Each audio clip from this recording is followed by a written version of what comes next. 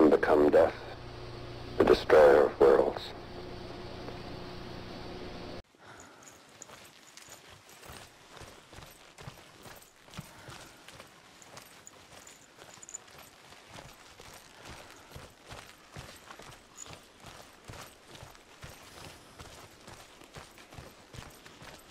When she was younger, she would lay in the grass and stare at the clouds.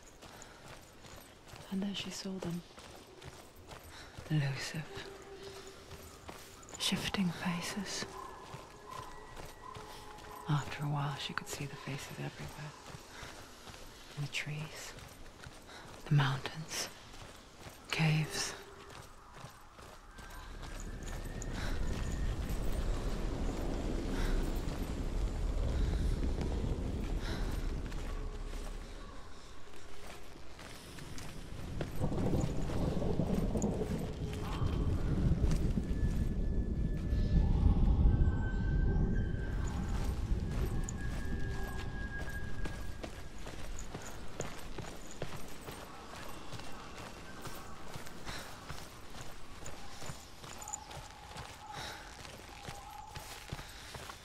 I wonder,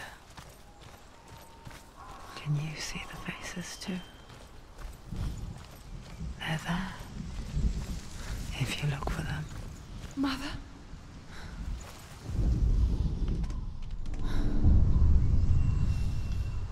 Senua, you have the sight, just like I do.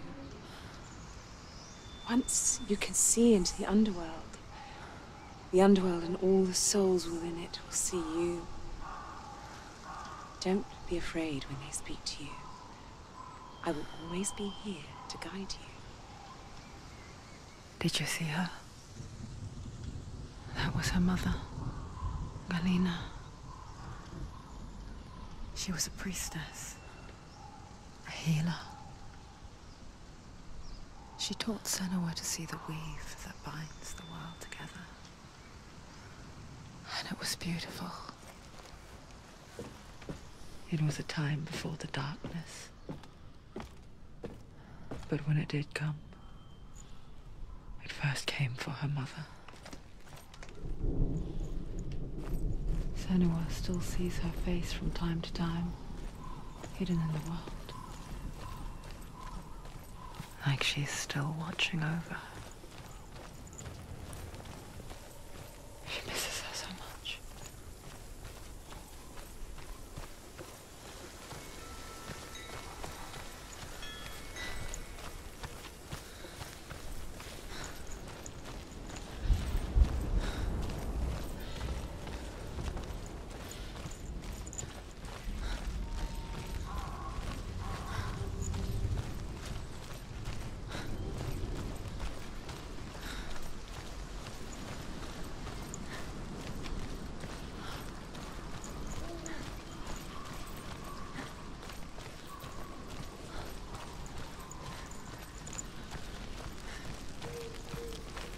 With the mark of Valravan and the mark of Surt, you may cross the bridge over the River of Knives to Helheim.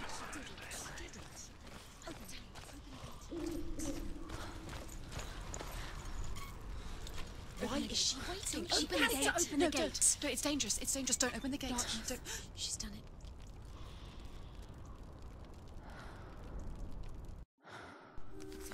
It's so dark. It's dark. The darkness. Only the dead may cross. Only the dead may cross into Only the hell. dead may cross.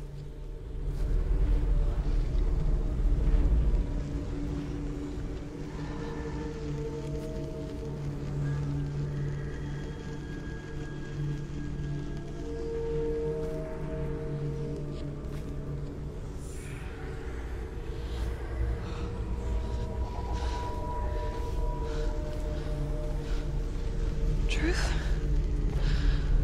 Anyone? There is no one here but me. Not you. Did you think that I would let you go? That you lost me back in the wilds? I will never let you go. You can't get rid of me. I am your shadow. And I will be watching when you draw your last dying gasp. I'm not ready to die. you will be when you see what they did to your dear beloved.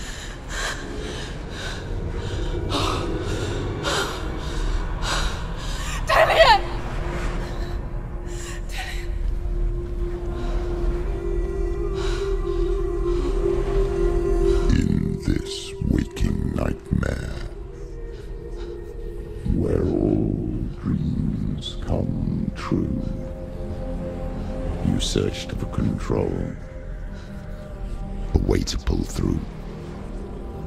When you were in love, you left him in tears, to smother your furies and banish your fears. But in darkness they came, through stormy black seas they raided these shores. Do you still hear his screams? And now that you're home, he's so far away. They've taken his soul. To these gods you cannot pray. They can break you, but not your promise. Even death won't keep you apart. Through his darkness you will find him. In your sword still beats a heart. You fought for love unspoilt by your darkness within. You fought for your dreams. Now there's no way to win. In the head of his corpse lies the seat of his soul. So you must carry his vessel to bring him back home.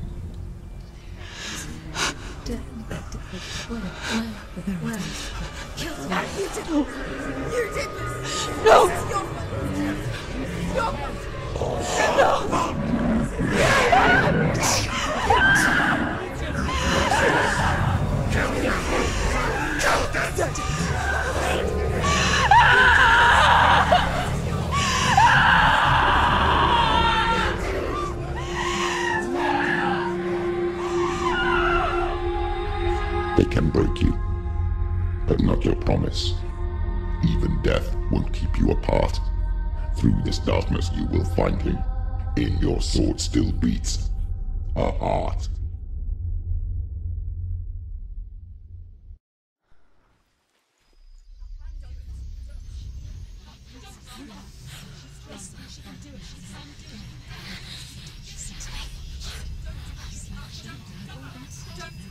The darkness touched you. Everyone could see it in the hollows of your eyes. A gaze averted from life. You ran from it but brought it nearer. Led it to him. An endless suffering, worse than death. And you wanted to surrender, abandon and to find peace with the gods. No.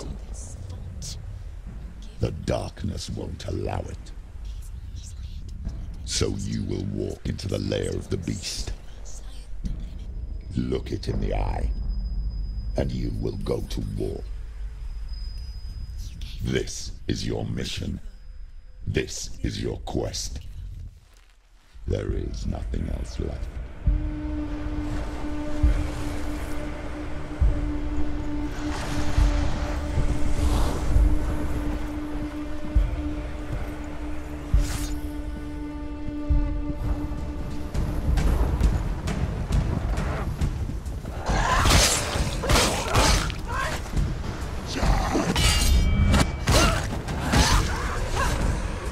The gods made you a warrior for a reason. It's your calling.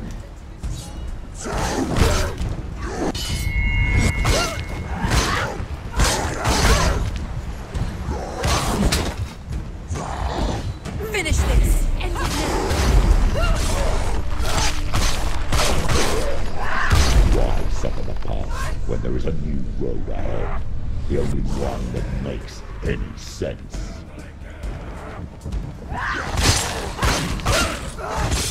She finished him!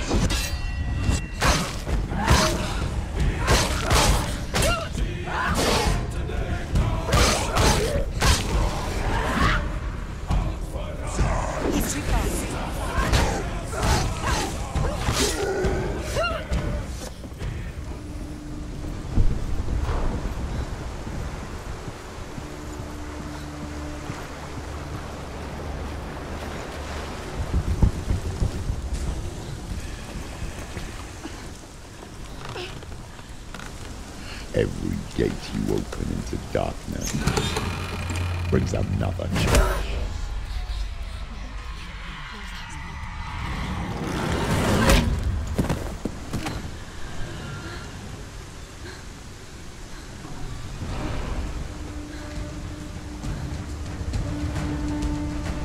Get up, quick! Get up! She's hurt. She won't make it.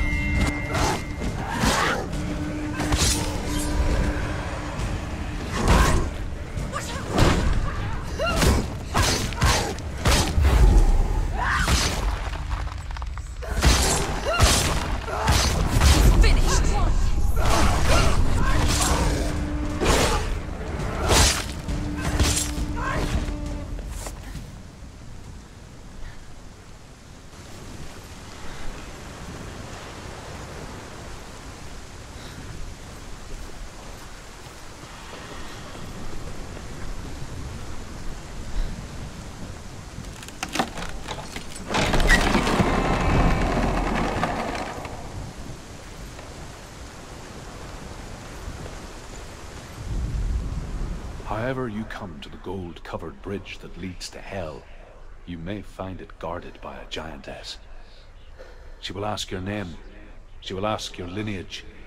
She will ask your business. The Northmen tell of the warrior woman Brynhild, who leapt into fire and rode to Hell to join her slain love Sigurd, and is challenged by the giantess.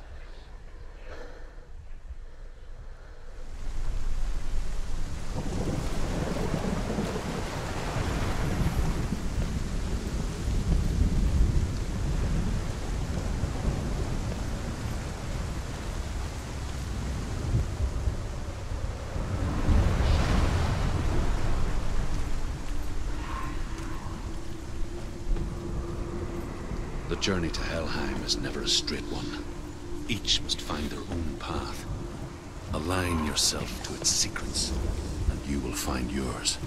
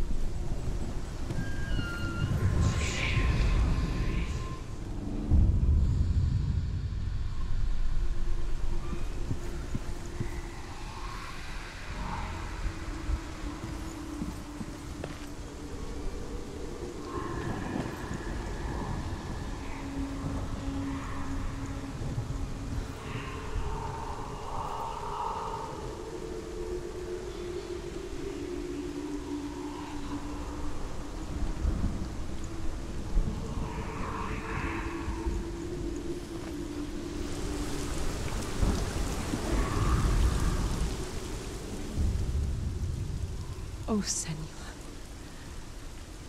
Your father does not hate me. He just fears the souls in the underworld. He cannot see that they are already afraid. But I am their healer, and I must answer their cries for help, even if it displeases him.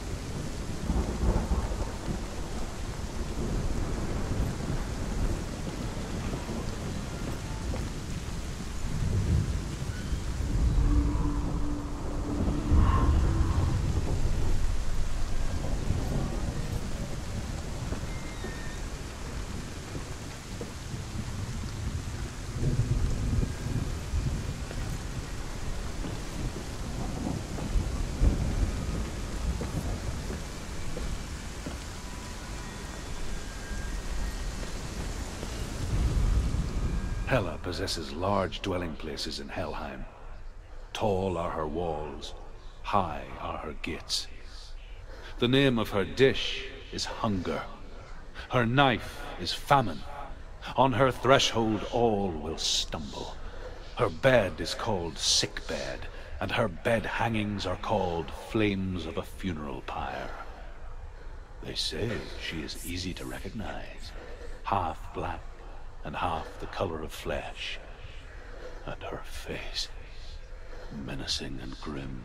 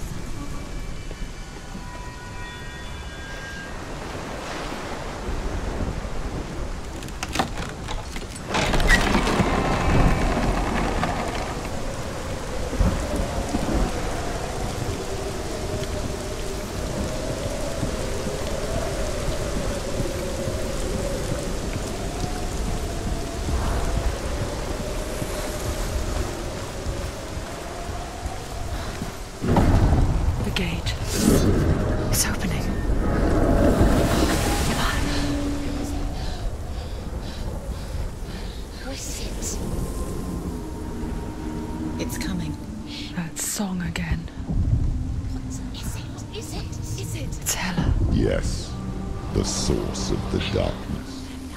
It's coming. This is your moment.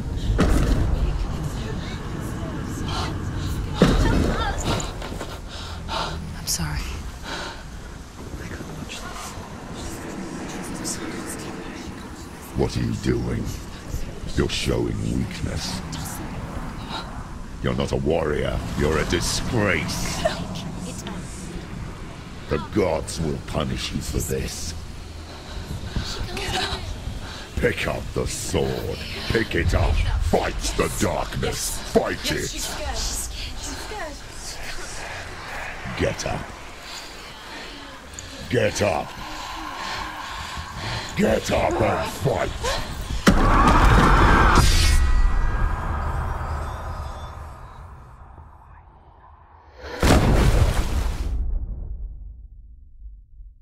Hell is reaching deep inside of her. Stormy seas and lost souls. She's dreamt of this before. They say dreams are visions of our memories, thoughts, and fears, as seen by our inner eye. But what if each one of us is always dreaming, even when awake? And we only see what our inner eye creates for us. Is this what hell is? A world shaped by Senua's nightmares. Maybe that's why people feared seeing the world through her eyes. Because if you believe that Senua's reality is twisted, You must accept that yours might be too. You failed the gods. You're pathetic. Rotten. Cursed. What were you thinking? Did you really think you could win? How stupid can you be? So stupid. Everyone hates her. She's cursed.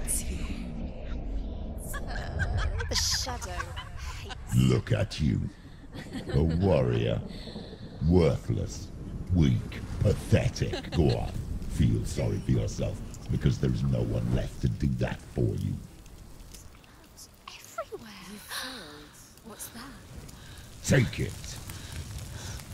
If you're too much of a coward to fight, then end the suffering. Broken and lost. Just like your soul. Come on. Dare.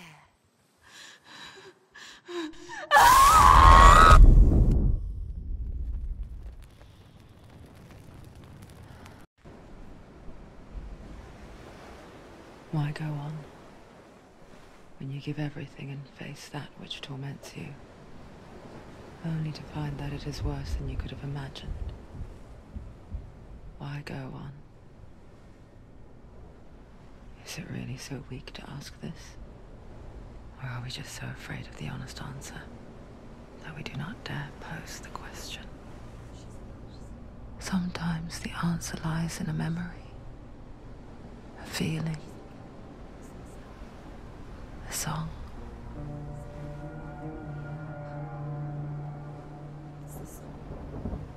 It's not real. It's a trick. It's not real. It's real. Listen to it.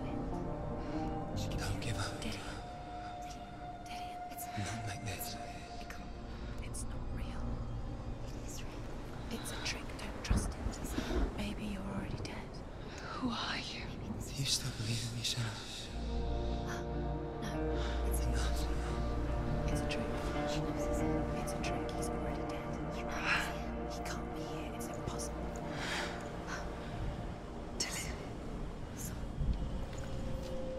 Come to me. Please. The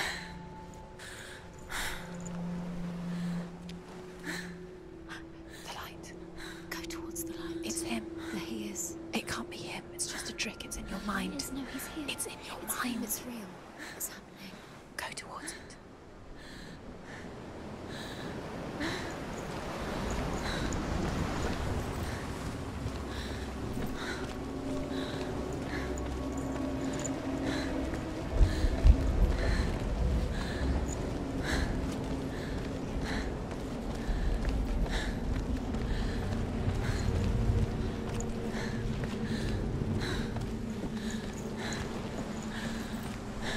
There it is. You're imagining things. It's Dylan. He's gone. You were so slow. How could you? Keep going. How could you? Keep going. Ignore the pain. I told you it was to trick you. I told you. Where are you going? Up. See, there's nothing to follow. Come on.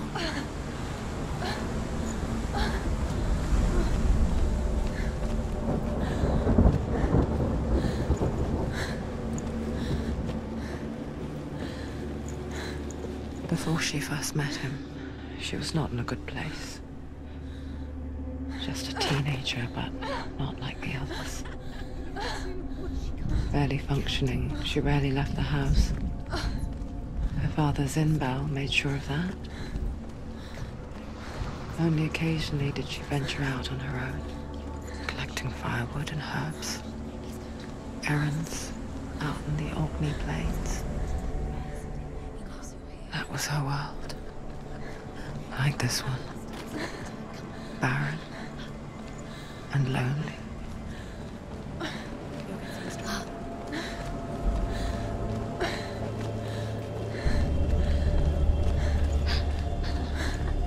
It's already disappeared. Nothing lives here, not even you.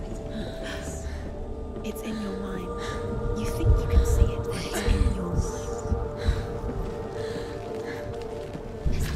There he was, the lone figure of a boy. He's there, under the tree. Sword play under the shade of a tree. She remembers the first time she saw him. To her young eyes, he moved as if dancing, and the world danced with him. The gloom lifted. For the first time in years, she felt a ray of hope.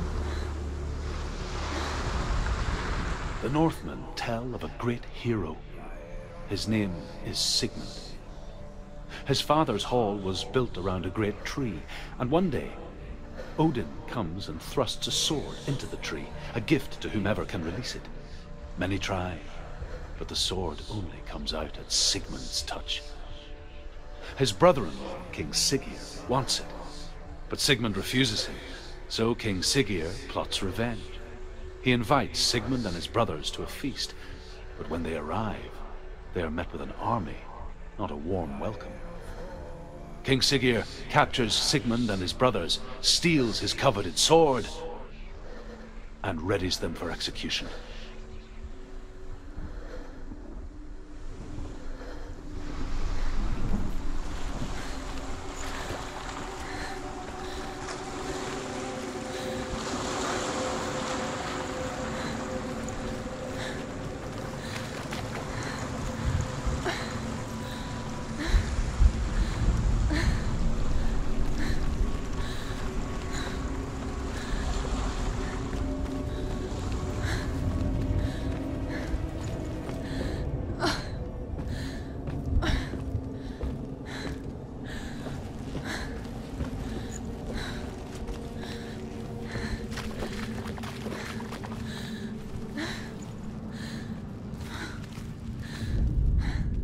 Death for Sigmund and his brothers seems certain. But the king's wife is Sigmund's sister, and she begs for mercy and implores the king to chain them up instead. He agrees. Not for mercy, though, but because he plans an even more cruel and lingering death. Chained to a tree in the forest that night, a she-wolf comes and devours one of Sigmund's brothers. She returns, ravenous, night after night, until only Sigmund is left. The next day, Sigmund's sister sends a servant with honey to smear on Sigmund's face. But to what end? Well, that night, when the she-wolf appears again, you'll never guess what happens.